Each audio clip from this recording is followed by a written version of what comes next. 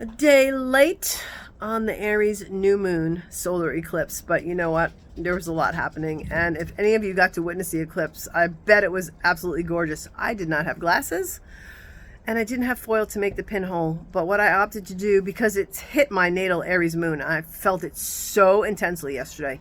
Here's the thing too, eclipses always transform us, whether we want them to or not, right? I sat in meditation, and then I flipped on the NASA coverage and got to see the totality in a few different places, and the corona, it's just so beautiful. I was born 3 days before a new moon eclipse, and the crescent moon has always been my favorite, and I loved watching it go to totality when it had that crescent and that halo, right? Just really incredible. But Aries is about energy, primal fire. It's masculine, it's ruled by Mars, it's initiation, it's, even though you might have some fear there, you still have the courage to move through whatever that is. And the north node of destiny for the entire collective consciousness is in Aries now, right? We're coming out of lifetimes in Libra, where there's balance, fairness, learning how to do relationship, right? It's ruled by Venus. Stepping into Aries, which is Mars ruled. It's a masculine sign, it's cardinal fire. It's time for us to step into our sovereignty. The time is gone now for us to just follow everybody, what they say. Step into the sovereignty of your own being. Be that warrior for your own truth, right? I mean, God knows we've had enough bullshit thrown at us over the past few years, right? And people they're tired of it.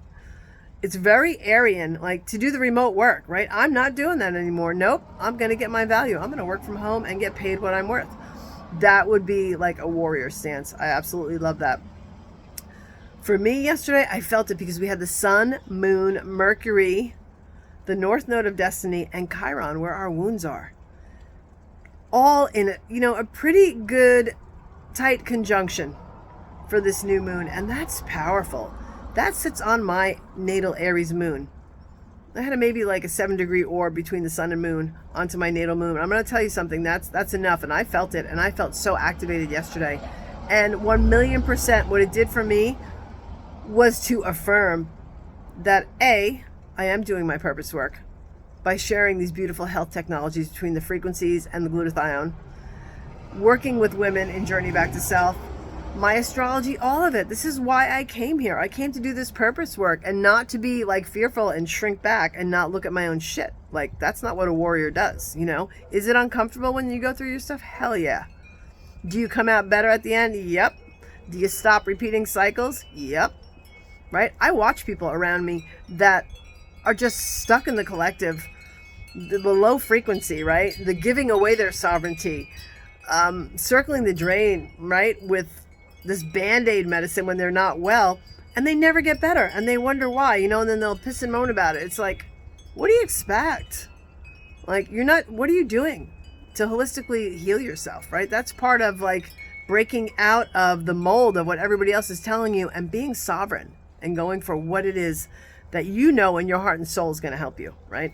And moving past that fear. So depending on where Aries is in your chart, it's going to hit you in a different way. But for me, it's 6th house. That's Virgo's house. Purification, health, healing. It is Aries for me in the 6th house, but it always has the overtone of the natural ruler, which would be Mercury. And Mercury is in Aries, right? It was conjunct all this yesterday. How we think, how we speak, how we relate, how we communicate. The sun, the consciousness, the moon, how we emote, how we feel, how we like to be nurtured. Chiron, our wounding, looking at the wounds. I realized that I've been holding back. Imagine that. Some people might look at me and go, Dina, do you ever really hold back? Yeah, sometimes I do, right? And I've been playing kind of not full out. And now I am so activated. I claimed stuff with my team yesterday. I'm all right, hold me accountable now because here we go. It's time to play full on. So I felt the super deep activation within myself. It's springtime here. It's absolutely beautiful. It's just time to move forward, right? So if something's not working in your life, this eclipse is going to shift you, right? If you want some insight into where it falls in your chart, you can always send me a message. I do readings. It's very powerful. This one's going to be felt probably longer than the 6 months, maybe even up to a year. So you're going to be transformed in some way, but it's always better to know what's going on and to work with the transformation than to as Abraham Hicks would say, living a life created by default and repeating the patterns over and over again. That to me is more exhausting than going to battle against the Spartans. I mean, honestly. Well, I hope you have a beautiful rest of your day, and thanks for letting me share.